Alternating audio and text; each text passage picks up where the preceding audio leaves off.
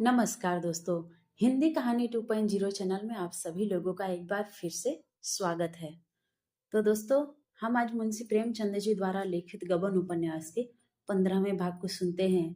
लेकिन उससे पहले आप सभी लोगों से एक विनम्र अनुरोध है कि अगर चैनल पर नए हैं तो चैनल को सब्सक्राइब जरूर कीजिएगा। उपन्यास अच्छी लगे तो लाइक शेयर कमेंट जरूर कीजिएगा।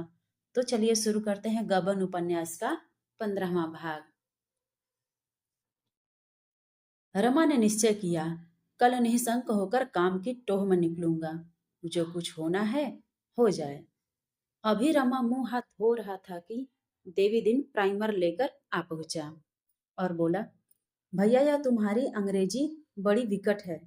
SIR सर होता है तो PIT पिट क्यों हो जाता है? BUT बट है लेकिन PUT पुट क्यों होता है? तुम्हें भी बड़ी कठिन लगती होगी। रमा ने मुस्कुराकर कहा, पहले तो कठिन लगती थी पर अब तो आसान मालूम होती है। देवी दिन बोले, जिस दिन प्राइमर खत्म होगी महावीर जी को 1.25 लड्डू चढ़ाऊंगा। प्राइमर का मतलब पराई स्त्री मर जाए। मैं कहता हूँ हमारी मर। पराई के मरने से हमें क्या सुख? तुम्हारे बाल बच्चे तो हैं न भैया? रमा ने इस भाव से कहा, मानो है पर न होने के बराबर। हाँ है तो। कोई चिट्ठी चपाती आई थी? ना। और न तुमने लिखी। अरे 3 महीने से कोई चिट्ठी ही नहीं भेजी। घबराते न होंगे लोग। जब तक यहाँ कोई ठिकाना न लग जाए क्या पत्र लिखूं? अरे भले आदमी, इतना तो लिख दो कि मैं यहाँ कुशल से हूँ। घर से भाग गए थे। उन लोगों को कितनी चिंता हो रही होगी। माँ बाप तो है ना? हाँ है तो। देवी दिन ने गिड़गिड़ाकर कहा, तो भैया आज ही चिट्ठी डाल दो। मेरी बात मानो। रमा ने अब तक अपना हाल छिपाया था। उसके मन में कितनी ही बार इच्छा हुई कि देवी दिन से कह दूं, पर बात होठों तक आकर रुक जाती थी। वह देवी दिन के मुंह से आलोचना सुनना चाहता था। वह जानना चाहता था कि यह क्या सलाह देता है। इस समय देवी दिन के सद्भाव ने उसे पराभूत कर दिया। बोला, मैं घर से भाग कर आया हूँ दादा। देवी दिन ने मूंछों में मुस्कुरा कर कहा, यह तो मैं जानता हूँ। क्या बाप से लड़ाई हो गई? नहीं। माँ ने कुछ कहा होगा? यह भी नहीं। तो फिर घर वाली से ठन गई होगी। वह कहती होगी मैं अलग रहूंगी। तुम कहते होगे मैं अपने माँ बाप से अलग न रहूंगा। या गहने के लिए जिद करती होगी। नाक में दम कर दिया होगा। क्यों? रमा ने लज्जित होकर कहा, कुछ ऐसी बात थी दादा। वह तो गहनों की बहुत इच्छुक न थी, लेकिन पा जाती थी तो प्रसन्न हो जाती थी। और मैं प्रेम की तरंग में आगा पीछा कुछ न सोचता था। देवी दिन के मुंह से मानो अपने आप ही निकल आया, सरकारी रकम तो नहीं उड़ा दी? रमा को रोमांच हो आया। छाती धक से हो गई। वह सरकारी रकम की बात उससे छिपाना चाहता था। देवी दिन के इस प्रश्न ने मानो उस पर छापा मार दिया। वह कुशल सैनिक की भांति अपनी सेना को घाटियों से जासूसों की आंख बचाकर निकाल ले जाना चाहता था। पर इस छापे ने उसकी सेना को अस्त व्यस्त कर दिया। उसके चेहरे का रंग उड़ गया। वह एकाएक कुछ निश्चय न कर सका कि इसका मैं क्या जवाब दूं। देवी दिन ने उसके मन का भाव भांप कर कहा, प्रेम बड़ा बेढब होता है भैया। बड़े बड़े चूक जाते हैं। तुम तो अभी लड़के हो। गबन के हजारों मुकदमे हर साल होते हैं। तहकीकात की जाए तो सबका कारण एक ही होगा, गहना। 10-20 वारदात तो मैं अपने आंखों से देख चुका हूँ। यह रोग ही ऐसा है। औरत मुंह से तो यही कहे जाती है कि यह क्यों लाए वह क्यों लाए, रुपए कहाँ से आएंगे, लेकिन उसका मन आनंद से नाचने लगता है। यही एक डाकू बाबू रहते हैं। बेचारे ने छुरी से गला काट लिया। एक दूसरे मियाँ साहब को मैं जानता हूँ जिनको 5 साल की सजा हो गई, जेहल में मर गए। एक तीसरे पंडित जी को जानता हूँ जिन्होंने अफीम खाकर जान दे दी। बुरा रोग है। दूसरों को क्या कहूँ, मैं ही 3 साल की सजा काट चुका हूँ। जवानी की बात है, जब इस बुढ़िया पर जोबन था, ताकती थी तो मानो कलेजे पर तीर चला देती थी।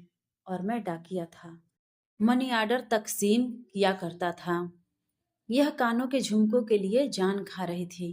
कहती थी सोने के ही लूंगी। इसका बाप चौधरी था। मेवे की दुकान थी। मिजाज बढ़ा हुआ था। मुझ पर प्रेम का नशा छाया हुआ था। अपनी आमदनी की डींगे मारता रहता था। कभी फूल के हार लाता, कभी मिठाई, कभी अतर, फूले लग। शहर का हल्का था। जमाना अच्छा था। दुकानदारों से जो चीज मांग लेता मिल जाती थी। आखिर मैंने एक मनी ऑर्डर पर झूठे दस्तखत बनाकर रुपए उड़ा लिए। कुल 30 रुपए थे। झुमके लाकर इसे दिए। इतनी खुश हुई कि कुछ न पूछो। लेकिन एक ही महीने में चोरी पकड़ ली गई। 3 साल की सजा हो गई। सजा काट कर निकला तो यहाँ भाग गया। फिर कभी घर नहीं गया। यह मुंह कैसे दिखाता। हाँ, घर पर पत्र भेज दिया। बुढ़िया खबर पाते ही चली आई। यह सब कुछ हुआ, मगर गहनों से उसका पेट नहीं भरा। जब देखो कुछ न कुछ बनता ही रहता है। एक चीज आज बनवाई, कल उसी को तुड़वाकर कोई दूसरी चीज बनवाई। यही तार चला आता है। एक सुनार मिल गया है, मजूरी में साग भाजी ले जाता है। मेरी तो सलाह है, घर पर एक खत लिख दो। लेकिन पुलिस तो तुम्हारी टोह में होगी। कहीं पता मिल गया तो काम बिगड़ जाएगा। मैं किसी से एक खत लिखाकर भेज दूं? रमा ने आग्रहपूर्वक कहा। नहीं दादा, दया करो, अनर्थ हो जाएगा। पुलिस से ज्यादा तो मुझे घर वालों का भय है। देवीदीन बोले। घर वाले खबर पाते ही आ जाएंगे। यह चर्चा ही न उठेगी। उनकी कोई चिंता नहीं। डर पुलिस का ही है। रमानाथ बोले। मैं सजा से बिल्कुल नहीं डरता। तुमसे कहा नहीं, एक दिन मुझे वाचनालय में जान पहचान की एक स्त्री दिखाई दी। हमारे घर बहुत आती जाती थी। मेरी स्त्री से बड़ी मित्रता भी है। एक बड़े वकील की पत्नी है। उसे देखते ही मेरी नानी मर गई। ऐसा सिटपिटा गया कि उसकी ओर ताकने की भी हिम्मत न पड़ी। चुपके से उठकर पीछे के बरामदे में जा छिपा। अगर उस वक्त उससे 2-4 बातें कर लेता तो घर का सारा समाचार मालूम हो जाता। और मुझे यह विश्वास है कि वह इस मुलाकात की किसी से भी चर्चा न करती। मेरी पत्नी से भी न कहती। लेकिन मेरी हिम्मत ही नहीं पड़ी। अब अगर मिलना भी चाहूं तो नहीं मिल सकता। उसका पता ठिकाना कुछ भी तो नहीं मालूम। देवीदीन बोले। तो फिर उसी को क्यों नहीं एक चिट्ठी लिखते? रमानाथ बोले। चिट्ठी तो मुझसे न लिखी जाएगी। देवीदीन बोले। तो कब तक चिट्ठी न लिखोगे? रमानाथ बोले। देखा जाएगा। देवीदीन बोले। पुलिस तुम्हारी टोह में होगी। देवीदीन चिंता में डूब गया। रमा को भ्रम हुआ। शायद पुलिस का भय इसे चिंतित कर रहा है। बोला। हाँ, इसकी शंका मुझे हमेशा बनी रहती है। तुम देखते हो, मैं दिन को बहुत कम घर से निकलता हूँ। लेकिन मैं तुम्हें अपने साथ नहीं घसीटना चाहता। मैं तो जाऊंगा ही, तुम्हें क्यों उलझन में डालूं? सोचता हूँ कहीं और चला जाऊं। किसी ऐसे गांव में जाकर रहूं जहां पुलिस की गंध भी न हो। देवी दिन ने गर्व से सिर उठाकर कहा। मेरे बारे में तुम कुछ चिंता न करो भैया। यहाँ पुलिस से डरने वाले नहीं हैं। किसी परदेसी को अपने घर ठहराना पाप नहीं है।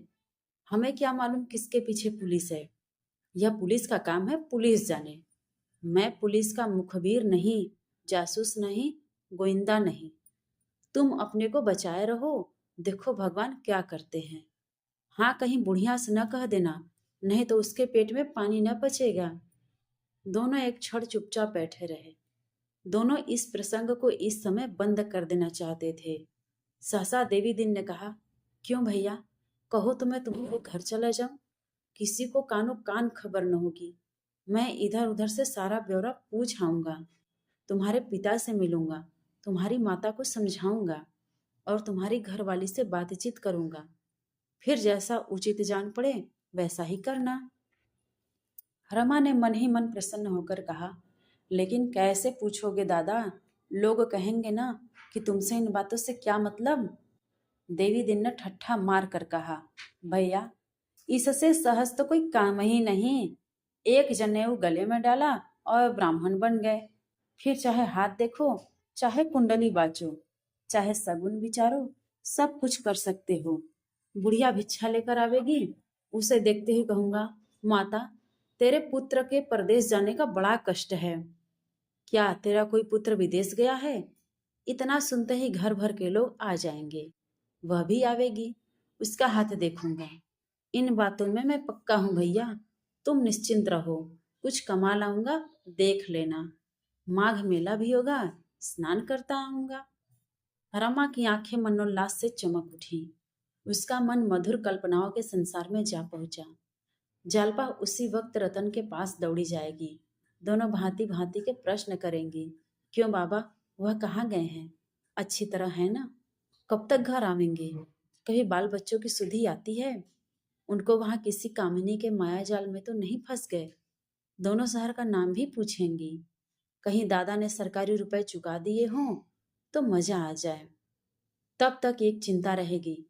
देवी दिन बोला, तो है ना सलाह? रमानाथ बोले, कहाँ जाएंगे दादा? कष्ट होगा। माघ का स्नान भी तो करूंगा।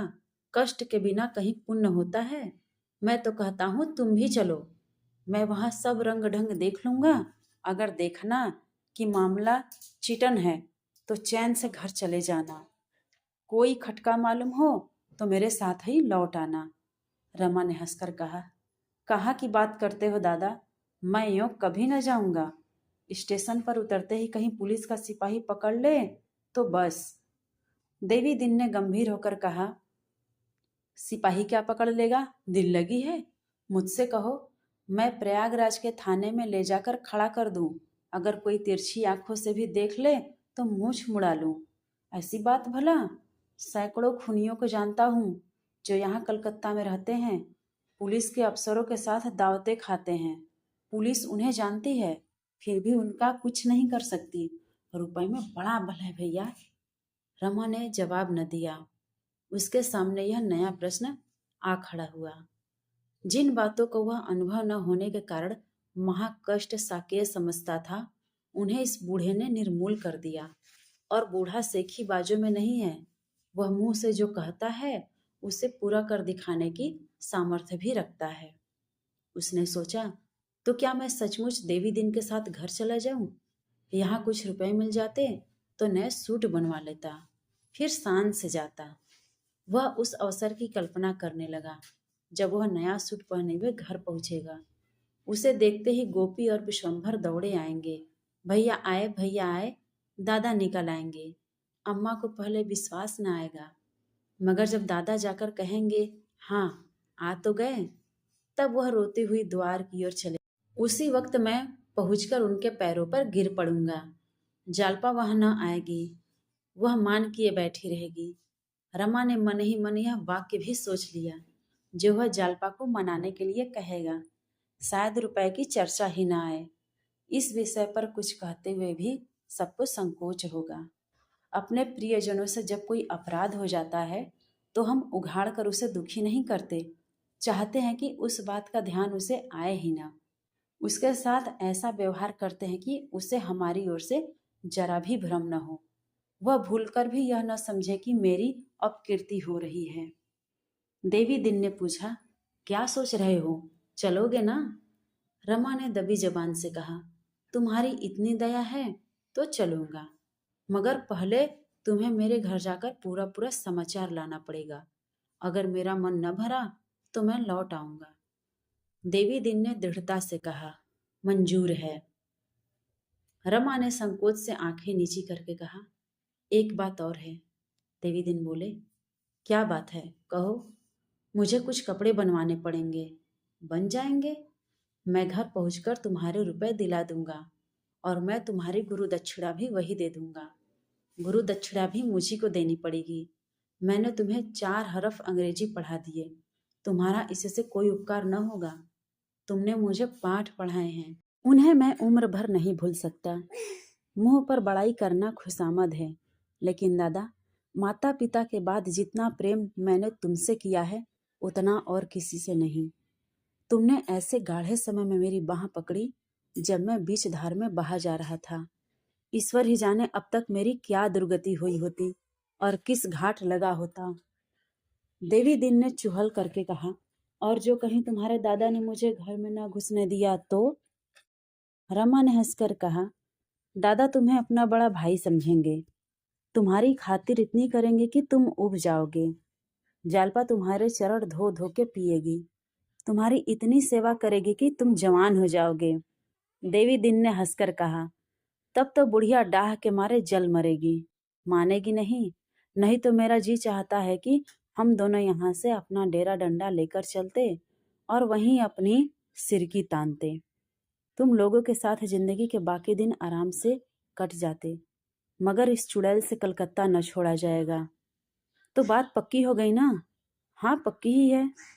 दुकान खुले तो चले, कपड़े लावेंगे आज ही, सिलने को दे देंगे। देवी दिन के चले जाने के बाद रमा बड़ी देर तक आनंद कल्पनाओं में मगन बैठा रहा, जिन भावनाओं को उसने कभी मन में आश्रय न दिया था, जिनकी गहराई और विस्तार और उद्वेग से वह इतना भयभीत था कि उनमें फिसलकर डूब जाने के भय से चंचल मन को उधर भटकने भी न देता था। उसी अथाह और अछोर कल्पना सागर में वह आज स्वच्छंद रूप से क्रीड़ा करने लगा।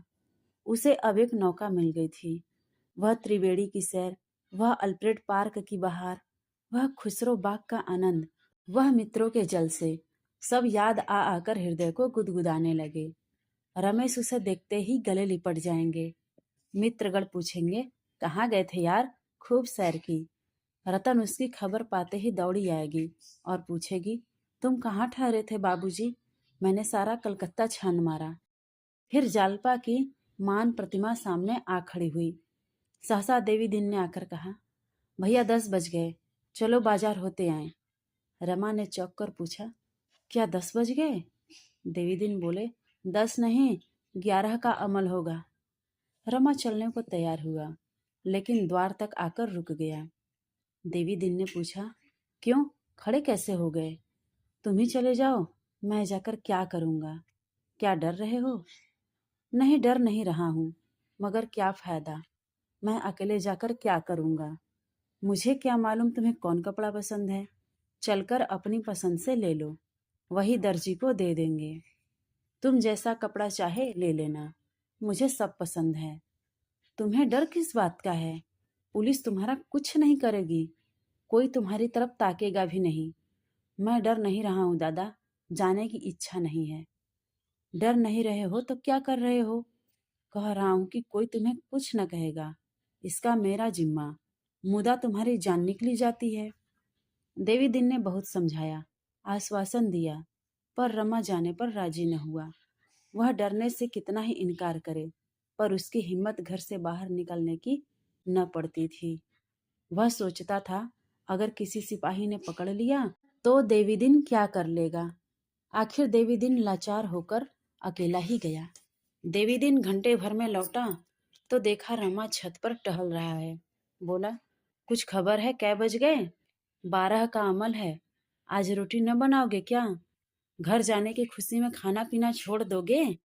रमा ने झेप कर कहा, बना लूंगा दादा, जल्दी क्या है। यह देखो नमूने लाया हूँ, इनमें जौन सा पसंद हो ले लो। यह कहकर देवी दिन ने ऊनी और रेशमी कपड़ों के सैकड़ों नमूने निकालकर रख दिए। 5-6 रुपए गज से कम का कोई कपड़ा न था। रमा ने नमूनों को उलट पलट कर देखा और बोला, इतने महंगे कपड़े क्यों लाए दादा, और सस्ते न थे? सस्ते थे, मुदा बिलायती थे। तुम बिलायती कपड़े नहीं पहनते। इधर 20 साल से तो नहीं लिए। उधर की बात नहीं कहता, कुछ बेसी दाम लग जाता है, पर रुपया तो देश में ही रह जाता है। रमा ने लजाते हुए कहा, तुम नियम के बड़े पक्के हो दादा। देवी दिन की मुद्रा सहसा तेजमान हो गई। उसकी बुझी हुई आंखें चमक उठी, देह की नसें तन गई। अकड़कर बोला, जिस देश में रहते हैं, जिसका अन्न जल खाते हैं, उसके लिए इतना भी न करें तो जीने को धिक्कार है। 2 जवान बेटे इसी स्वदेशी की भेंट कर चुका हूँ। ऐसे ऐसे पट्टे थे कि तुमसे क्या कहें। दोनों विदेशी कपड़ों की दुकान पर तैनात थे। क्या मजाल थी कि कोई गाहक दुकान पर आ जाए। हाथ जोड़कर, घिघिया कर, धमका कर, लजवा कर सबको उधर कर लेते थे। बाजार में सियार लूटने लगे। सबों ने जाकर कमिश्नर से फरियाद की। सुनकर आग हो गया। 20 फौजी गोरे भेजे कि अभी जाकर बाजार से पहरे उठा दो। गोरों ने दोनों भाइयों से कहा, यहाँ से चले जाओ, मुदा वह अपनी जगह से जौ भर न हिले। भीड़ लग गई। गोरे उन पर घोड़े चढ़ा लाते थे, पर दोनों चट्टान की तरह डटे खड़े थे। आखिर जब इस तरह कुछ बस न चला तो सबों ने डंडों से पीटना शुरू किया। दोनों वीर डंडे खाते थे पर जगह से न हिलते थे। जब बड़ा भाई गिर पड़ा तो छोटा उसकी जगह पर आ खड़ा हुआ। अगर दोनों अपने डंडे संभाल लेते तो भैया उन 20 को मार भगाते, लेकिन हाथ उठाना तो बड़ी बात है, सिर तक न उठाया। अंत में छोटा भी वहीं गिर पड़ा। दोनों को लोगों ने उठाकर अस्पताल भेजा। उसी रात को दोनों सिधार गए। तुम्हारे चरण छूकर कहता हूँ भैया, उस वक्त ऐसा जान पड़ता था कि मेरी छाती गज भर की हो गई है। पांव जमीन पर न पड़ते थे। यही उमंग आती थी कि भगवान ने औरों को पहले न उठा लिया होता तो इस समय उन्हें भी भेज देता। जब अर्थी चली है तो 1 लाख आदमी साथ थे। बेटों को गंगा में सौंपकर मैं सीधे बाजार में पहुंचा और उसी जगह खड़ा हुआ जहां दोनों वीरों की लाश गिरी थी। ग्राहक के नाम पर चिड़िए का पूत तक न दिखाई दिया। 8 दिन वहां से हिला तक नहीं। बस भोर के समय आधा घंटा के लिए घर आता था और नहा धोकर कुछ जलपान करके चला जाता था। 9वें दिन दुकानदारों ने कसम खाई कि बिलायती कपड़े अब न मंगवाएंगे। तब पहरे उठा लिए गए। तब से विदेशी दिया सलाई तक घर में नहीं लाया। रमा ने सच्चे दिल से कहा, दादा तुम सच्चे वीर हो और वे दोनों लड़के भी सच्चे योद्धा थे। तुम्हारे दर्शनों से आंखें पवित्र होती हैं। देवी दिन ने इस भाव से देखा मानो इस बड़ाई को वह बिल्कुल अतिशयोक्ति नहीं समझता। शहीदों की शान से बोला, इन बड़े बड़े आदमियों के किए कुछ न होगा। इन्हें बस रोना आता है। छोकरियों की भांति बिसुरने के सिवा इनसे और कुछ नहीं हो सकता। बड़े बड़े देशभक्तों को बिना बिलायती शराब के चैन नहीं आता। उनके घर में जाकर देखो तो एक भी देसी चीज न मिलेगी। दिखावे को 10-20 कुर्ते गाढ़े के बनवा लिए। घर का और सब सामान बिलायती है। सब के सब भोग विलास में अंधे हो रहे हैं, छोटे भी और बड़े भी। उस पर दावा यह है कि देश का उद्धार करेंगे। अरे तुम क्या देश का उद्धार करोगे? पहले अपना उद्धार तो कर लो। गरीबों को लूटकर विलायत का घर भरना तुम्हारा काम है, इसलिए तुम्हारा इस देश में जन्म हुआ है। हाँ, रोए जाओ, बिलायती शराबे उड़ाओ, बिलायती मोटरें दौड़ाओ, बिलायती मुरब्बे और अचार चखो, बिलायती बर्तनों में खाओ, बिलायती दवाइयाँ पियो, परदेश के नाम को रोए जाओ। मुदा इस रोने से कुछ न होगा। रोने से माँ दूध पिलाती है, शेर अपना शिकार नहीं छोड़ता। रो उसके सामने जिसमें दया और धर्म हो। तुम धमका कर ही क्या कर लोगे? जिस धमकी में कुछ दम नहीं है उस धमकी की परवाह कौन करता है? एक बार यहाँ एक बड़ा भारी जलसा हुआ। एक साहब बहादुर खड़े होकर खूब उछले कूदे। जब वह नीचे आए तब मैंने उनसे पूछा, साहब सच बताओ, जब तुम सूराज का नाम लेते हो तो उसका कौन सा रूप तुम्हारी आंखों के सामने आता है? तुम भी बड़ी बड़ी तलब लोगे। तुम भी अंग्रेजों की तरह बंगलों में रहोगे, पहाड़ों की हवा खाओगे, अंग्रेजी ठाठ बनाए घूमोगे। इस सूराज से देश का क्या कल्याण होगा? तुम्हारी और तुम्हारे भाई बंधुओं की जिंदगी भले आराम और ठाठ से गुजरे, पर देश का तो कोई भला न होगा। बस बगले झांकने लगे। तुम दिन में 5 बेर खाना चाहते हो और वह भी बढ़िया माल। गरीब किसान को 1 जून सूखा चबेना भी नहीं मिलता। उसी का रक्त चूसकर तो सरकार तुम्हें हुपरे देती है। तुम्हारा ध्यान कभी उनकी ओर जाता है? अभी तुम्हारा राज नहीं है, तब तो तुम भोग विलास पर इतना मरते हो। जब तुम्हारा राज हो जाएगा तब तो तुम गरीबों को पीसकर पी जाओगे।